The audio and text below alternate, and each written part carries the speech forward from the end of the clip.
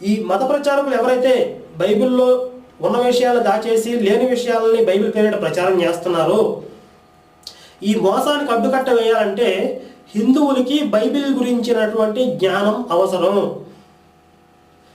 బైబిల్లో ఏముందో వాళ్ళకి గనక తెలిసి ఉంటే వాళ్ళు వచ్చి వీళ్ళ దగ్గర చేసే అబద్ధపు ప్రచారాలు చెల్లవు.